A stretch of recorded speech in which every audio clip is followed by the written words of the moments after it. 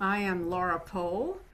I am a long time oncology clinical nurse specialist and not quite as long, but almost 30 years as a health supportive chef and a culinary translator, working most particularly with people with cancer. And I'd like to start off because I'm also a musician. So people say because I'm a chef and a nurse and a musician, I'm a chef nursian. So I would like to start off with a little appetizer of music with a song that contains all kinds of nutritional advice that, it didn't take it but 2 years to become not so current advice. That's the way it goes, right? So I'm sharing my screen. Christine, can you see it?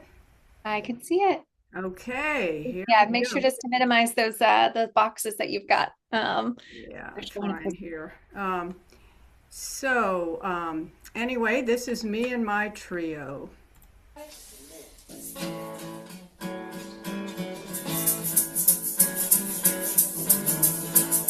is comes from a happy chicken. Honey brew up some coffee. I got a new treat for you. Gonna make our loving last. Our hearts will beat like new. It's old brand muffin. Old brand muffin. Old brand muffin. Old brand muffin. Put 'em in the oven for lifelong loving. Old brand muffin. Well, I used to be a ham and cheese omelet girl with a bagel and cream cheese too. But if you wanna have fun, have 31, 41, 61, 71, 81.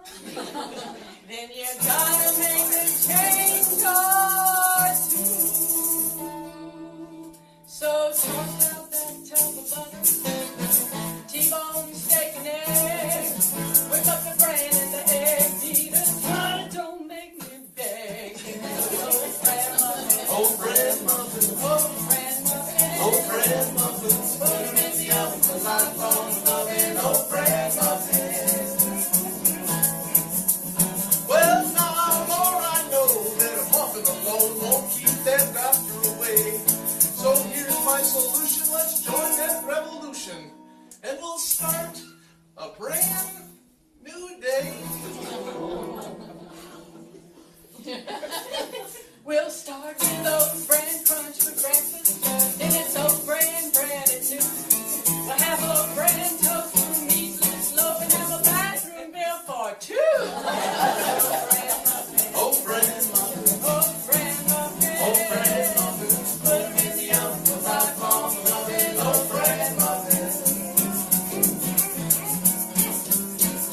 Now, ladies and gentlemen, ever since we learned this song, we have become true believers in oat bran. Say amen. Amen. Again. And we believe that if we had used it, Elvis Presley would be alive and with us today. He'd be here getting acupuncture and psychotherapy. Wait a minute. Ladies and gentlemen, Elvis is in the building.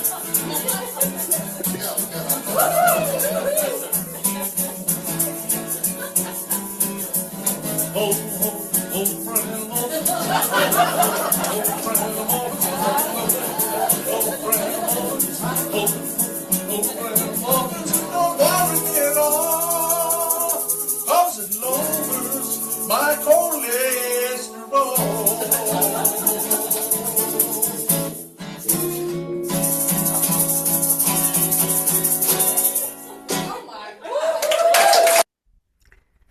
All right, ladies and gentlemen. So I like to start off with that somewhat unrefined song because it reminds me of how much our food has become so refined and we've lost many of the key ingredients that nourish us in food. So with that being said, I'd like to now share my slides with you, and we're going to take a little journey through culinary translation here. Can everybody see these slides? No. Nope. Yes. Okay. Can you see him, Christine? Yeah. Okay. And sorry about this gray box that keeps popping up, but what I've discovered is that every time somebody comes on, it makes this gray box pop up at the bottom. So today we're going to talk about eating well through and beyond cancer. And now if I can get my slides to progress. They don't want to. There we go. What you'll learn about today is eating well to improve wellness, as well as to make your body less hospitable to cancer, which is going to be helpful both during treatment and after. I'll go over some principles of healthy food selection, which can be applied to anyone, anytime, and give you some resources to help you take it from here. So all the information, or a lot of what I'm saying today, is on Cancer Choices Eating Well page. And by the way, Christine's going to send you a copy of the handouts, and these links are going to be on there, so you can click right on the links, like this link down here of Cancer Choices, and get to the pages that we cite here. Eating well is one of the 7 lifestyle healing practices that Cancer Choices outlines as being very important, and these are all lifestyle practices that you can do. Most of the time it doesn't take a doctor's prescription, but it's helpful to have some healthcare input on what might be, for instance, what's going to be a health supportive diet for you. But eating well is one of those practices. My 4 guiding principles. First of all, there are no good or bad foods. Foods just give information. So, for instance, soy is a great food for many people. It's a complete protein. It's a plant-based protein. But I have a sensitivity to soy, and if I eat it, no matter how healthy soy is, I am going to get some repercussions from eating it, so I just use that as information, and I don't eat soy.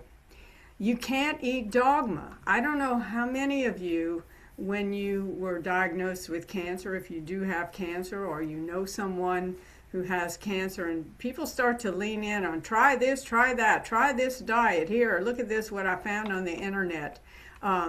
What you have to think is that diet, what you eat, has to be individualized to you and your situation. Another principle comes from Michael Pollan, and if you don't remember anything today but these 3 phrases, you've remembered a lot. Eat real food, not too much, and mostly plants. And finally, eat your vegetables. So of all the plants that you can eat, vegetables are some of the most powerful ones for your health, not just for cancer, but health in general. In general, you want to go for a plant-based diet like the Mediterranean diet. And I want to explain something about plant-based. It doesn't mean it has to be only plants. It means that plants are the foundation and the major foods used in your diet. So what are the plants? Vegetables, fruits, grains, beans and legumes, and nuts and seeds. So lots of plants to choose from to make up your diet, but you can see in a Mediterranean diet there are some other types of food such as fish and healthy oils, and of course olive oil comes from a plant as well. I want to talk a little bit about modifying your body terrain to create a body that's less hospitable to cancer. So this is really one of the most important things that you can do in addition to all the things that your healthcare team is doing. So your terrain, think of it like cancer is like a weed that's very obnoxious, maybe even poisonous. And weeds tend to grow better in unhealthy soil, so they don't tend to do as well in healthy soil so that the vegetables and other things you want to grow can grow. So when you make the soil healthier, cancer is less likely to thrive. And so think of your whole body as like the soil, the terrain in which everything in your life happens. So when you optimize your health by balancing your terrain, it can do a few things. It might improve your well-being and your overall health. It might prevent or manage symptoms from your treatment or from the cancer itself.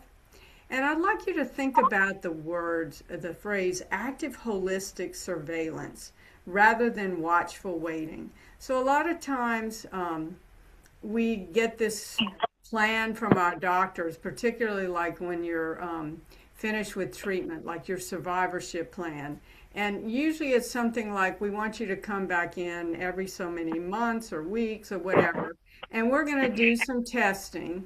It doesn't often include a plan on what you can do to be active in promoting your wellness and making your body less hospitable to cancer. But when you add those pieces, those healthy lifestyle practices, you are doing something active holistic surveillance. So you're not just waiting for something to happen or not happen. You're actually being active in your health.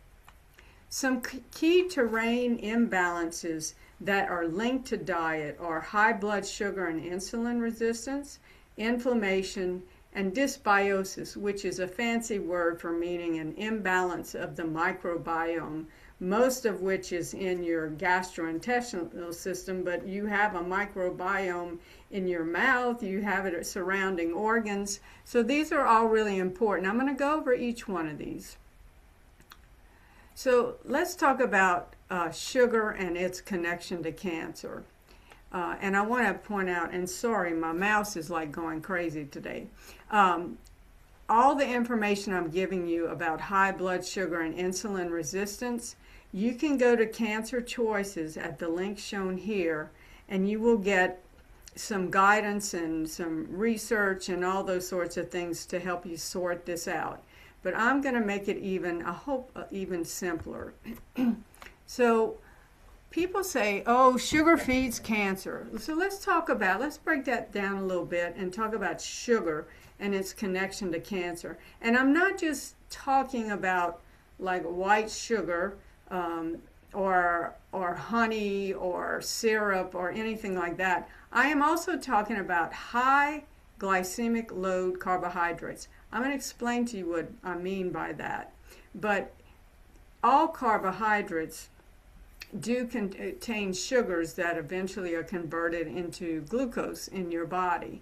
But there are some that are more infamous for doing that than others.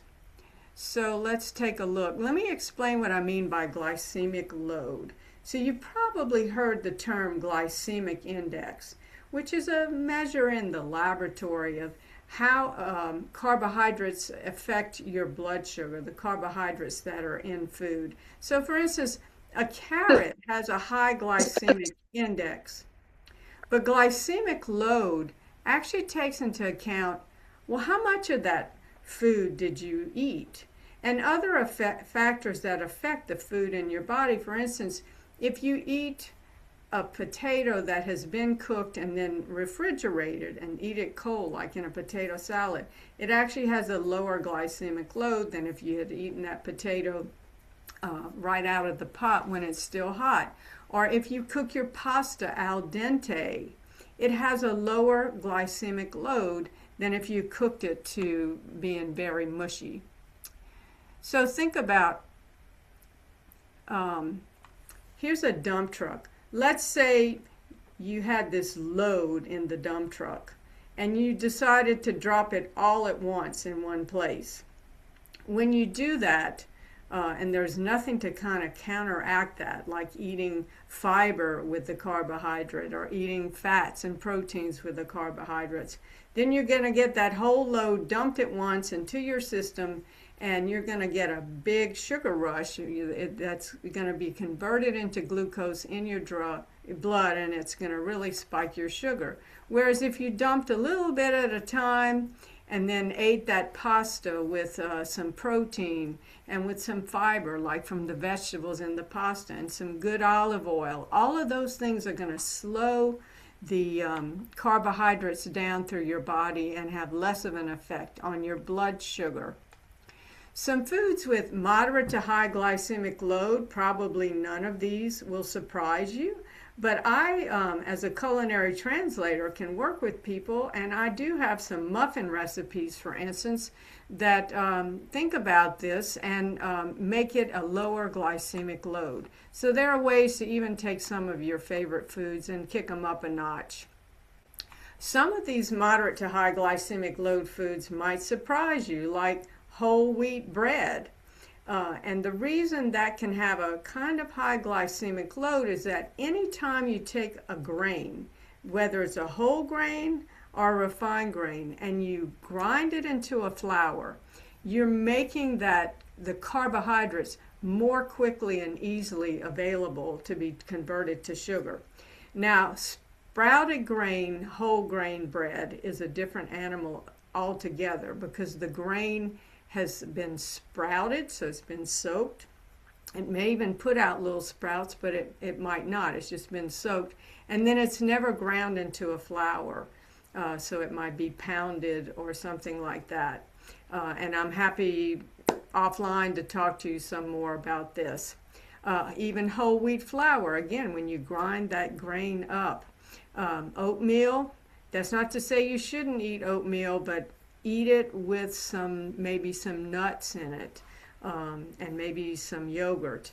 Brown rice, again, doesn't mean you shouldn't eat it, but keep in mind, your portions. Fruit juice is another one that's kind of infamous. We think, oh, it's healthy, it's from fruits, but you're getting all the sugar of that fruit and not the fiber. Now, I don't want you to memorize these numbers, but I'm going to give you some perspective on this.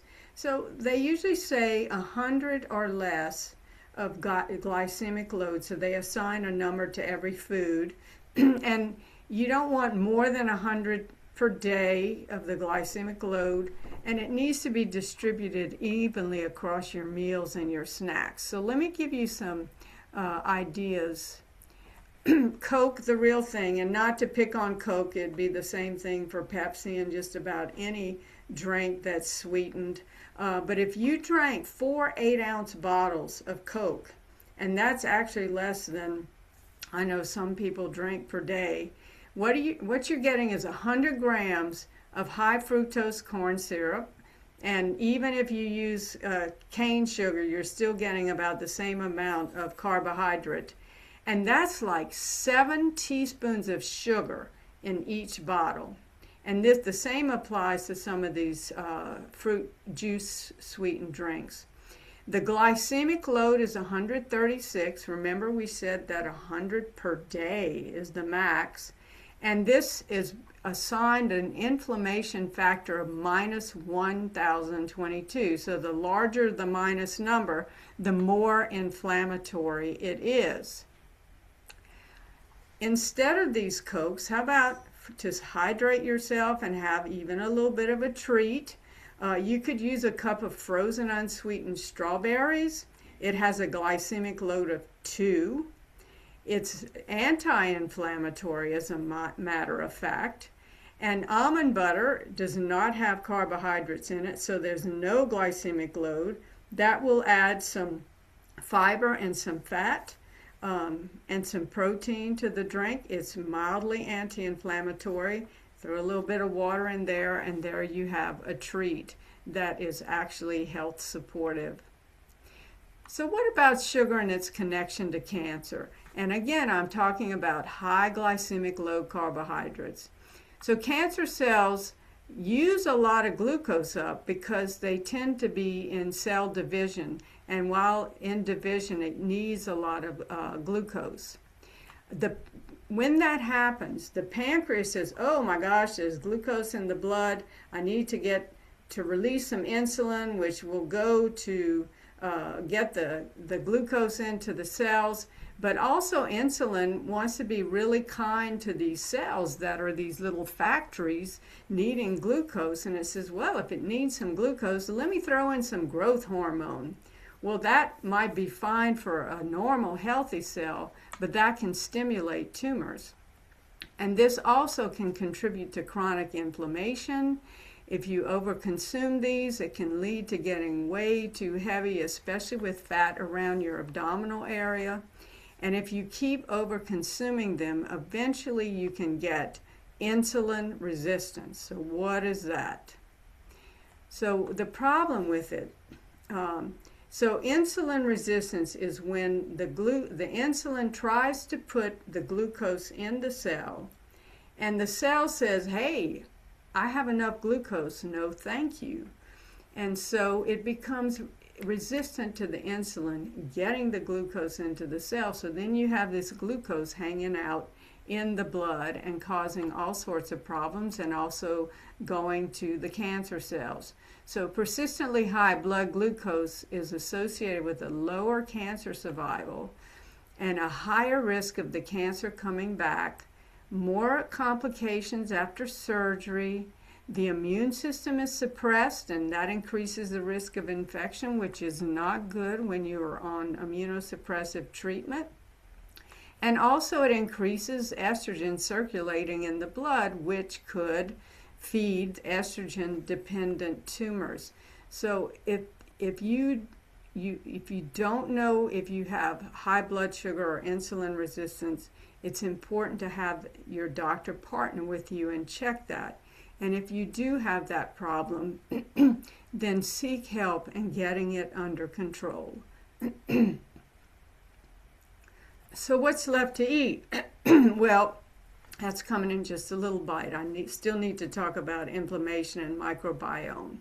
So inflammation is a normal process that happens when, say, you cut yourself.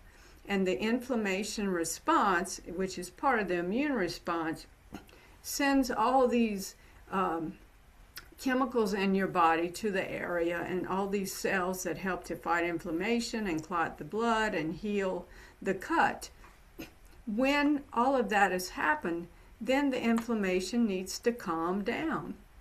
Well, in chronic inflammation, it never calms down. We have a great handbook on inflammation in Cancer Choices, and you can read more about its effect on cancer. But what foods or diets are related to chronic inflammation? Well, the SAD, or Standard American Diet, which has lots of sugary or diet drinks, refined grains as opposed to white rice instead of brown rice, processed meats, not enough of cruciferous vegetables like broccoli and cauliflower and cabbage, or not enough yellow-orange veggies. And a high-fat diet also contributes to inflammation, especially if it's more of the lower quality omega-6 fats as opposed to the omega-3 fats.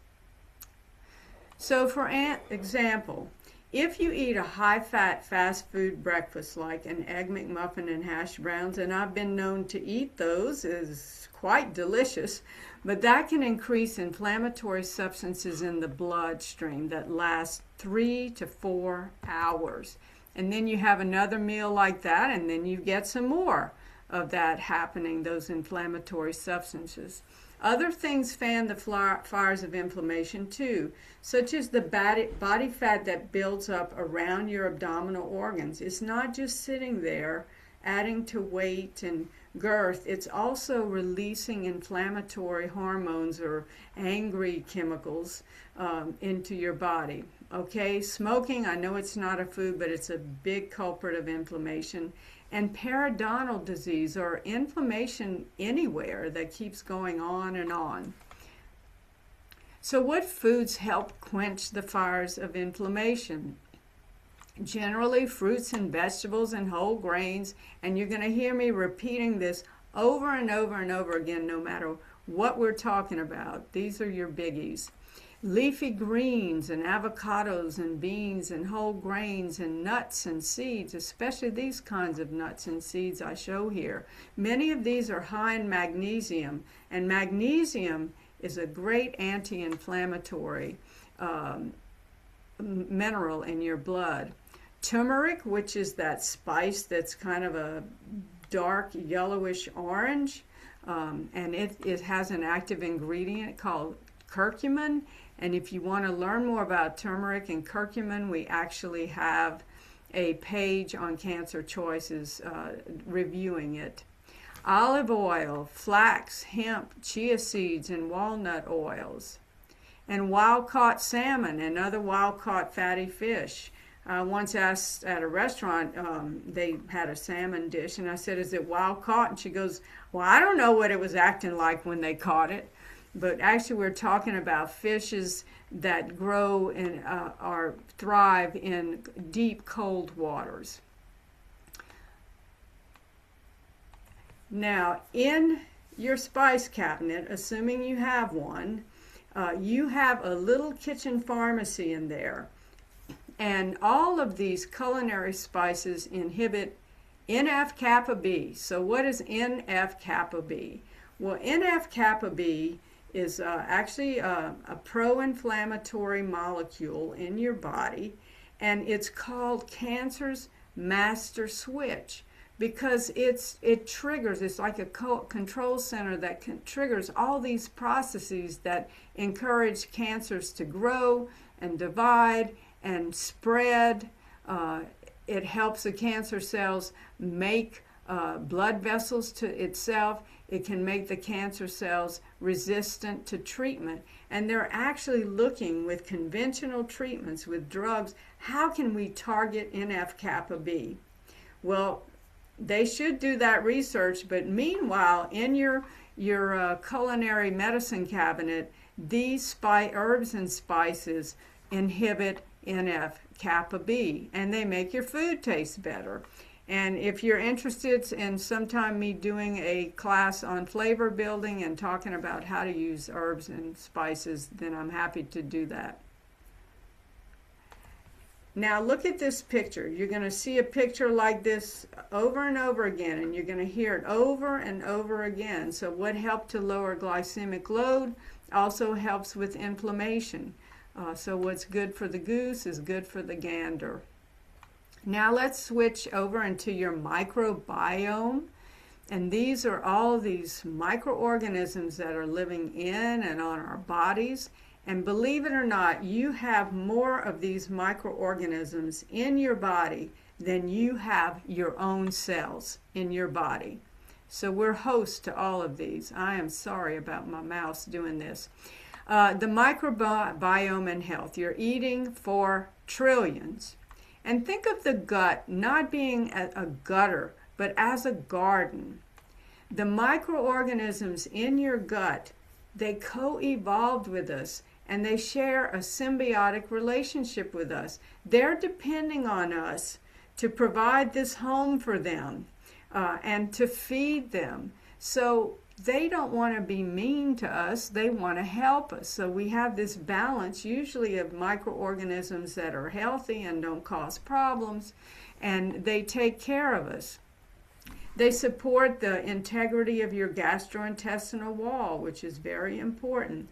They signal to each other in ways that affect your metabolism, inflammation, your nervous cell function, your immunity, and your host defenses in your body.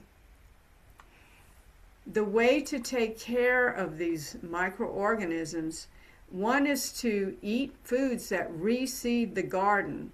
For instance, if you've had antibiotics, which is not uncommon when people are going through chemotherapy that reduces their white cell count. So miso and sauerkraut and yogurt with live microorganisms and kombucha and real kefir. So these are fermented or cultured foods that can help put healthy microorganisms back into your gut. You also want to eat foods that feed the microorganisms. So not only putting microorganisms in, but feeding the ones that are there. And the biggest, they love, love, love cruciferous vegetables like broccoli and cauliflower and cabbage and kale and kohlrabi and Brussels sprouts. And they like beans and legumes. So feed them what they need, and they'll take better care of you if you do. So does it matter what you eat? Because the whole reason I went into to culinary school to learn to be a health supportive chef was because I kept hearing oncologists and oncology dietitians telling people, oh, it doesn't matter what you eat, just don't lose weight, eat what you can. And interestingly, that was 30-something years ago.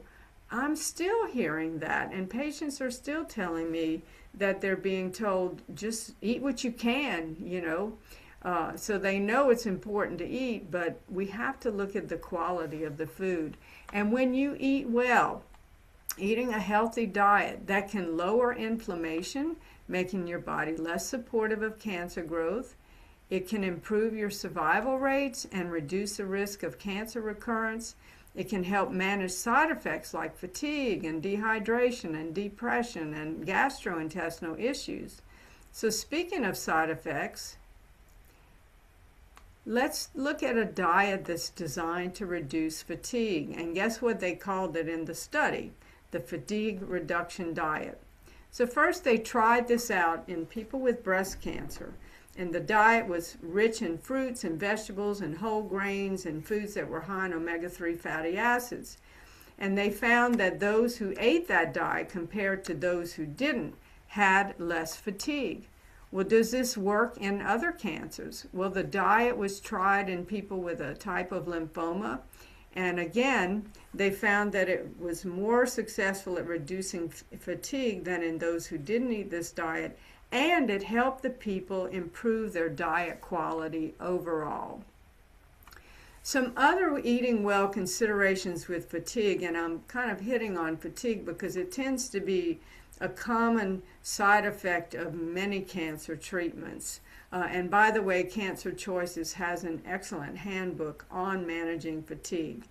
But a Mediterranean diet, green tea has been linked to less fatigue after surgery. If you're going to drink it, drink organic green tea because there are chemicals in non-organic green tea that can affect your liver. And combine eating well with physical activity to make it more effective than doing either one alone. In other words, it does matter what you eat. But people might say, oh, but if it's food is medicine, it's going to be hard to take, it's going to taste bad. And I'm here to say, and the people whom I've cooked for at cancer retreats and at my cooking classes and my family have found out that nourishment means that their food is going to taste good as well. And I also encourage people to be able to weave it into your budget and your life. We don't have to get super fancy here. So if you've decided you're interested in changing the course, and it is the new year, and that might be one of the reasons you're here today, here are some guiding principles. Your dietary plans have to be affordable, have foods that are easy for you to find, and fit into your lifestyle.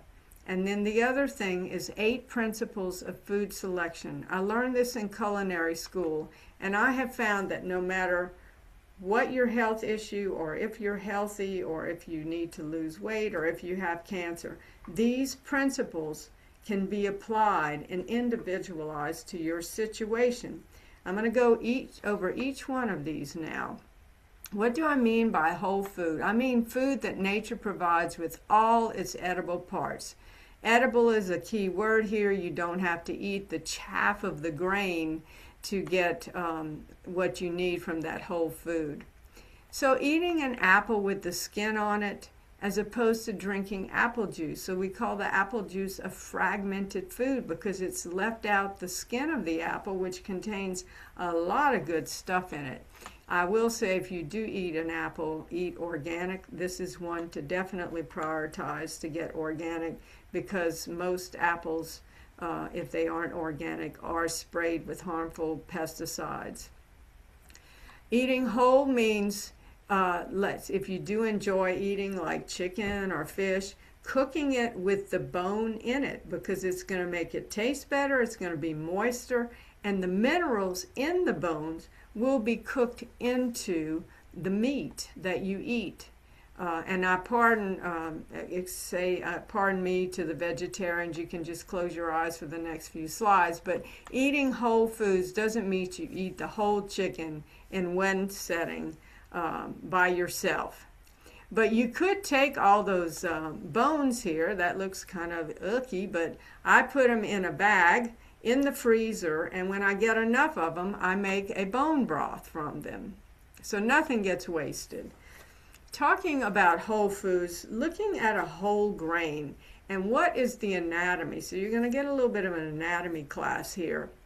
The inner part of the grain is called the endosperm. So when you remove the bran layer, which is this outer layer, and the germ layer, all you're left with, like in white rice, is that white inner endosperm. And the germ, it's called that because it's the first 4 letters of the word germinate. And if you were to soak this grain, a whole grain, now not a grain of white rice, that germ would be stimulated to start to grow. So this kind of food, a whole grain, is alive. It has all this potential to grow into a plant. And where are the nutrients? Well, most of the nutrients are in the bran and the germ, but that is what gets removed when you refine a grain. But here is where the fiber is. Most of the phytochemicals, the polyunsaturated fatty acids, which these are healthy fatty acids, and not many calories. The endosperm is mostly starch. It does have some protein. It's energy rich, but it doesn't have fiber or not much, and it's nutrient poor. And when you refine a grain, that is, you remove the bran and the germ, then you are losing this much of these nutrients in the food. Now sometimes they'll add these back, so we'll call it fortified, but you're not getting the fiber and some of those fatty acids. So the take home of this is all the parts of the grain, they act synergistically in the life of the plant. So it's like a symphony orchestra that's well tuned, and they all play together in harmony. And when you eat this whole grain, this synergism and harmony is passed on to us as nourishment. Our body knows much better what to do with a whole grain than it knows what to do with super processed food. Some examples of whole grain are quinoa and millet and brown rice and oats and lightly pearled barley and bulgur wheat. And quinoa is the only whole grain or only grain that is a complete protein. That means it has all the essential amino acids that your body is unable to make. A culinary wonder, by the way. I had to pay many $1,000s to learn this, and I'm passing it on to you for free. So when you add vinegar or another acid to a food that's high in carbohydrates, that is going to decrease the glycemic index.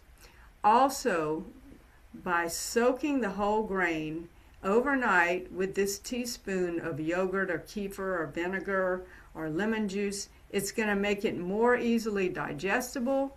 It's going to increase mineral absorption, particularly of calcium, and it's going to cook faster. So you soak the grain overnight in this acid, and then you drain it and rinse it and cook it with maybe 3/4 less water. So if it were 2 cups of water that it would normally call for, then I would put like 1 3/4 cup of water, and it will cook faster. Another principle is quality, fresh, frozen, fermented, or canned food. So when it's possible, choose fresh, but it needs to be quality fresh, not fresh that's all wilted and been sitting there for days and days and days. When you dehydrate a food or naturally pickle or ferment a food, that also leaves more nutrients intact. But the good news is, recently, our canning and freezing techniques of vegetables and fruits leaves way more nutrients intact than that process used to. And so when quality fresh is not available, then keep some frozen and canned healthy ingredients on hand. Here are some beets. I was checking out some whole beets at the checkout counter one day, and it came up as beets on the register. The person checking me out said, "Oh, that's beets. I thought they always came in a can." So a lot of us don't even know where real food comes from, but no problem. We can learn about it. Another principle is natural. So eating the food that's raised or grown as naturally as possible without pesticides or chemicals or hormones. It also means eating the food as close to the way it looked when you dug it out of the ground or you picked it off the bush or the tree, like eating a baked potato versus a potato chip. And no, orange Jell-O does not count as a natural way of eating oranges. I'm sure that was pretty obvious to you. Is organic really better? People ask me this all the time. Well, certainly, if the food is typically sprayed a lot when it's conventionally grown, and you get that food organic instead, you are reducing that chemical load in your body. But also they find that many organic grown produce tends to have a higher nutritional content. So that's something to think about. But another thing to think about, again, if you're vegetarian, you can close your eyes for the next slide, but what I'm showing here is a plate with 2 chicken livers. So the beautiful glistening one on the left came from a chicken that was pastured, so it lived outside. It ate all the normal things that chickens should be eating, like bugs and seeds and things like that. The other liver came from a chicken that was supposedly raised without hormones or pesticides. But this liver on the right tells me that that chicken's liver had to work full time to deal with the diet it was eating. So I would be choosing to pay for a grass-fed pastured chicken and maybe not eat so much of it if it's a budget problem.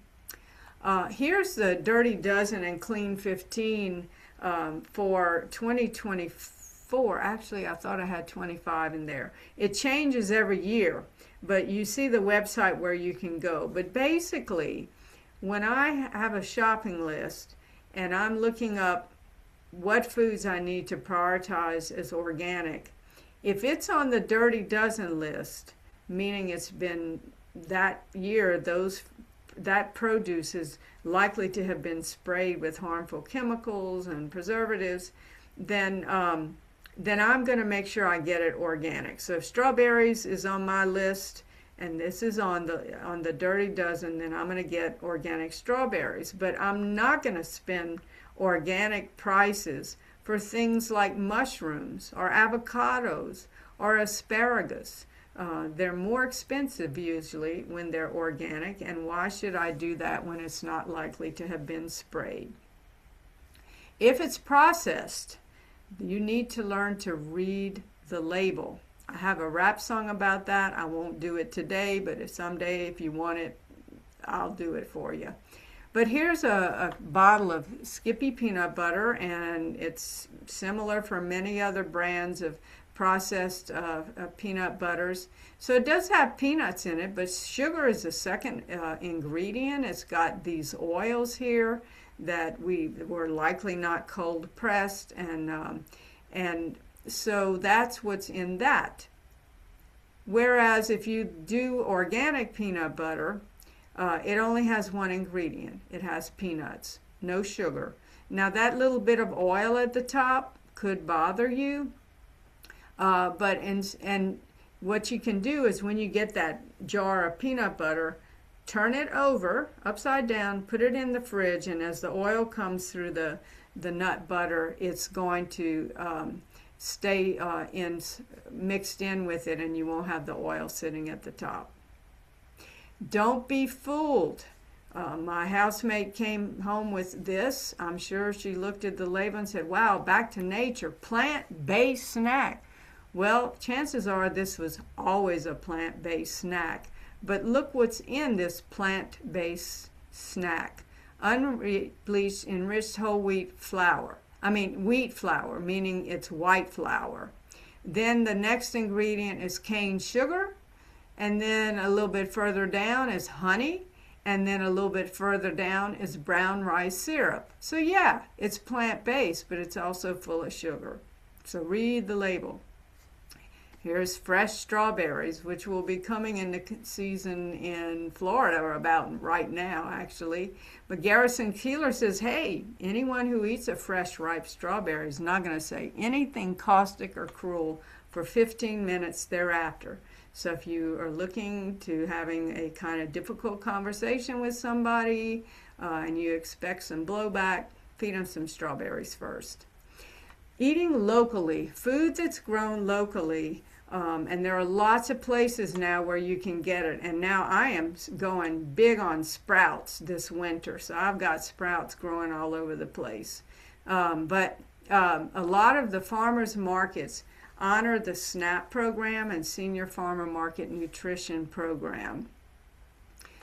Eating foods that are in season. So these help you adapt to your environment. So for instance, it's really cold right now in the mountains of Virginia.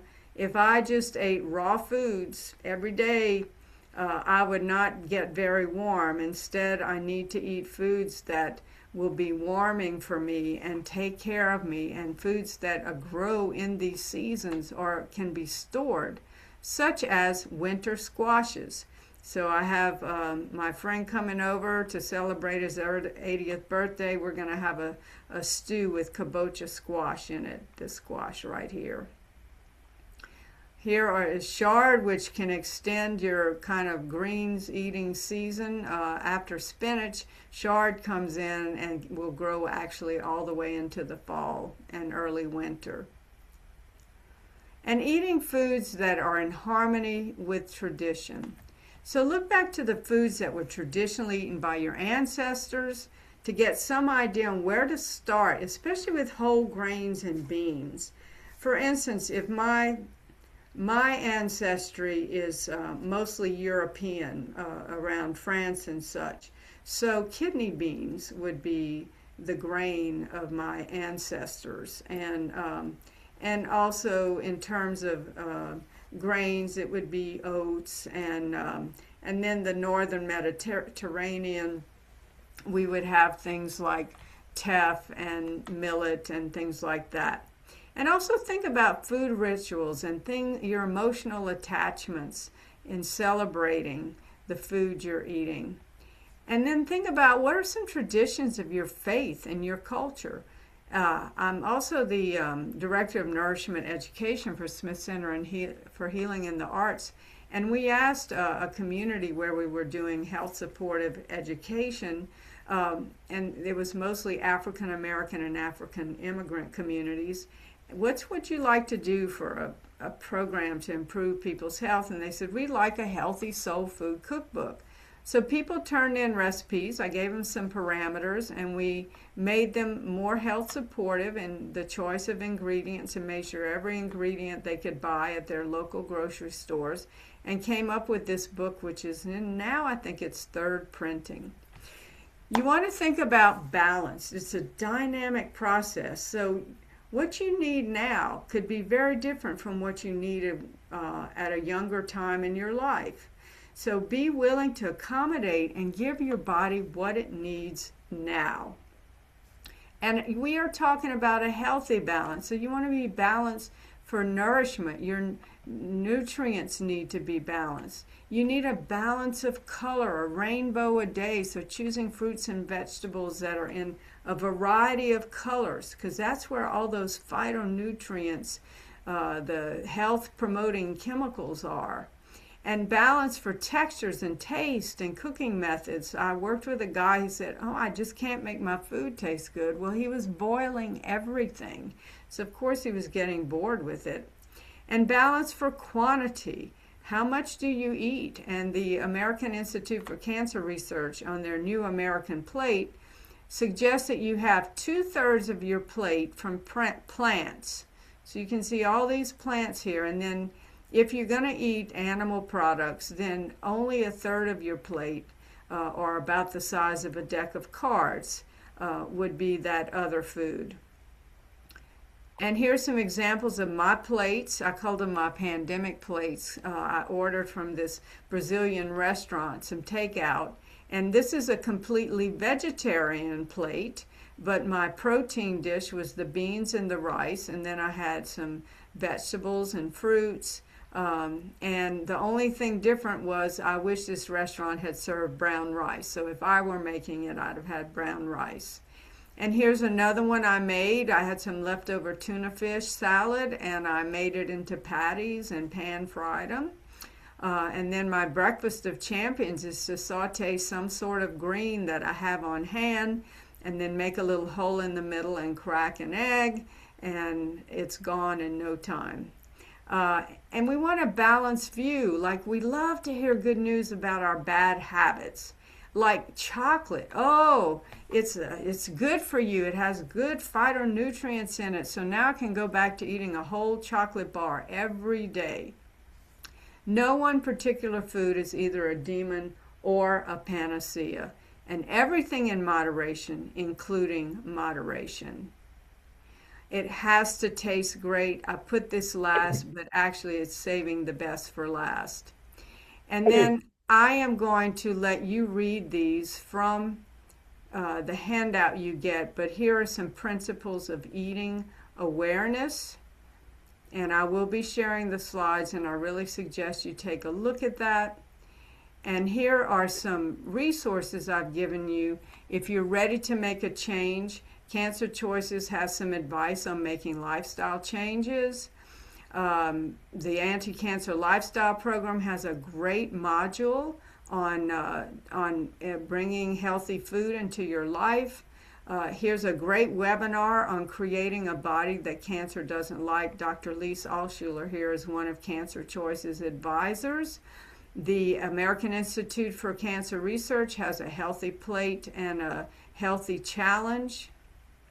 Cancer Choices, if you sign up for our newsletter, you'll get free access to an ebook of Rebecca Katz, who's another health supportive chef. She went to the same culinary school as I did, and you can get this ebook of her cancer fighting kitchen course. It's really fantastic.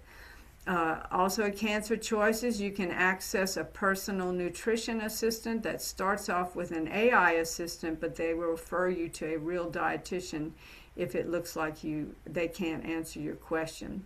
Also, I really recommend Fred Hutch's Cook for Your Life website. They have lots of great recipes, and they're geared toward particular issues or challenges or goals you might have in eating with cancer. And it's not just about the food. The eating experience actually can make your food more nutritious if it's done in a harmonious, pleasant environment. So get involved in the prepping and the eating and the yum and the because one cannot think well, love well, or sleep well if one hasn't eaten well. All right, thank you very much. I'm going to hush for now and see if we have any questions. Thank you, Laura. That was a great presentation. I'm going to read, we just have a few minutes here for questions. TJETR put one in here that they are allergic to seafood and fish post chemo and have also developed a nut and seed allergy. They're going through allergy testing panels. What options are there for omega-3s with those restrictions? Yeah, and no seafood, and you can't do even flaxseed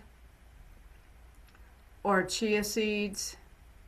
I can do flaxseed and chia seed, but we've determined right now I have a peanut, hazelnut, and almond and walnut allergy. Yeah, okay. So I would focus on, um, for instance, flax, and you need to grind it up because if you eat them whole, they're going to just pass right through your system. Or chia seeds, you don't have to grind up. But that would be a good start. Um, and I believe I may have a resource if you want to email me, and you can email me at laura@cancerchoices.com. And I have an article on some vegan sources of omega 3s. And Great. hopefully you're going to get over those sensitivities. I really hope you do. Yeah. Great. Your Thank immune you. system probably got really turned on and is kind of overreacting to a lot of things. Marilyn Lee had a couple questions. One, asking if it helps to wash non-organic produce with vinegar or baking soda. The bigger question is about intermittent fasting, which we have an article on fasting on Cancer Choices. I know generally it's going to be very dependent person to person on how fat, how long, and how often. Yeah, Christine, did you post that article in the chat? I'm going to, Yeah. yeah. So I would say refer you to that, but a very simple thing to think about fasting, we all normally, if we followed our normal circadian rhythms, we all normally fast from after dinner until you break your fast with breakfast.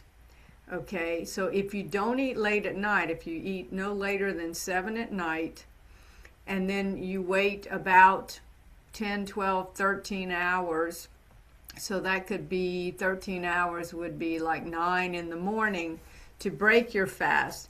Then you are getting some benefits of intermittent fasting just that way. But do take a look at our article. Work with your team if you want to consider fasting, and if you want further uh, kind of referral on that, and you don't see enough resources in the article or our intermittent fasting review, check in with me. Great, thank you. Jennifer is curious about how to handle crummy chemo days when she's craving carbs. And this is probably a bigger conversation, but thoughts on Ayurvedic food principles. Oh my gosh. Oh, Get with me. I love Ayurveda. And that has so much to do with balance, and balancing your kind of mind, body, spirit being. So Laura at cancerchoices.org if you want to talk about Ayurveda. But so say the first part of the question. and when she's craving carbs on crummy Yes, days. yes. So, my Jenny Mathau was one of my teachers at school. She's the daughter of the comedian Walter Mathau, and she was about as funny as he was in the way he was. And she said, she was talking about like dessert with sugar in it. She goes, "Well, it's all crap, so you might as well eat good crap." And excuse my French, but the point is, if all you can eat is comfort food, then let it be the healthiest version of it you can get. And if you can throw in some vegetables and such, or you make up for it later. But sometimes you have to just take care of yourself, and maybe you could do some brown rice pasta instead of white pasta if that's your comfort food. And I have a great recipe. It's called cheesy unteasy casserole. It's basically a mac and cheese that is vegan, but high in protein and really delicious. So cut yourself some slack and eat the healthiest you can of the comfort food, but it's not uncommon to crave carbs. And Marilyn Lee also wanted to come back to washing non-organic produce with vinegar or baking Oh, soda. yeah, thank you. I knew there was something else. For sure, wash all your produce. There's some thought that if you use like an acid, or they have this stuff you spray that has like grapefruit juice in it, it might break down the wax on the food. So they don't wax all the food, but a lot of times non-organic apples are waxed. So you could do that, but definitely wash it because you don't want to take a chance that there's some microorganisms on there that Right. would be harmful. Okay. Well, we're just at the top of the hour. Wow. Yes, yes. So maybe there's one final question, and if there is, if not, we're gonna wrap up. Olita has a keto question. Okay, so in the chat, um, okay, if you want to say what your question is, but we also have a review of ketogenic diet. Can you specify what your question is on keto? She said it's already in the chat. Yeah, Yeah, I well, think I'm gonna unmute myself. Yeah. I'm just gonna verbally say that. So, um, with the keto diet, it's not recommended, of course, obviously no sugar, but carbohydrates. And so a lot of what you're displaying is carbohydrate based. So it's kind of like I follow the keto diet because it does, it's a cancer, I don't know, preventative or I mean whatever you want to call it, but it's been shown to really assist. But then again, when there's a lot of the carbs that are saying go ahead and eat these carbs, it's like, yeah, but it's like where's the trade-off, and especially if you're a cancer survivor or if you're concerned about it resurfacing or whatever. So I'm in a flux basically, Uh-huh. so Yeah. So, again, thinking about the quality, some keto diets, and the research is not real strong in many cancers yet. I don't know if it's coming. And most of the evidence we have, they are doing more trials with it. So it's not, yeah, I that's wouldn't say true. it's strong evidence.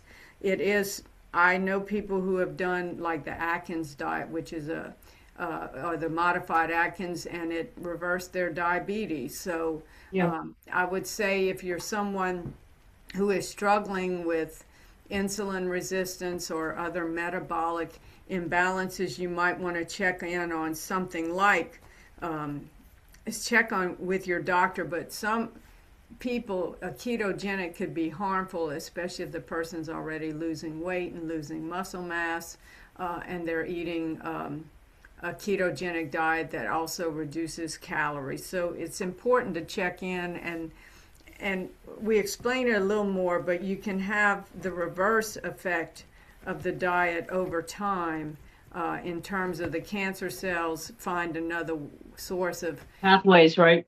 right. Yeah. Yeah. So I go so between keto and paleo myself. I'm like balancing both of those. yeah. Yeah. So if it looks if a, I would say do the keto diet with somebody like a naturopathic oncologist or a dietitian who works a lot with keto diet and cancer, and help them individualize it for you and keep track of some numbers, and see if it's helping you. Yeah. Thank So you, Laura. That's exactly whom I'm looking for right now. I am on search for someone like that yeah, so right you now. check out Cancer Choices. We have a discussion of who practices integrative oncology, and Yeah, I'm looking at the staff and advisors. I'm on the team page right now, and I was actually just looking at that, yeah, and so it's like, Lita, I just put in the chat where we have directories. That it might be a better way to kind of find, folks that are near you, or people that sweet. offer, yeah, online. yeah, Okay, thank you, thank you. Yeah, Yeah. I gotta find somebody. I know I gotta find somebody like now. Yeah, yeah, yeah, but glad you're checking into it. Yeah. yeah. No, it's important. I can tell. Yeah. Thank you for the Hmm. presentation. Great.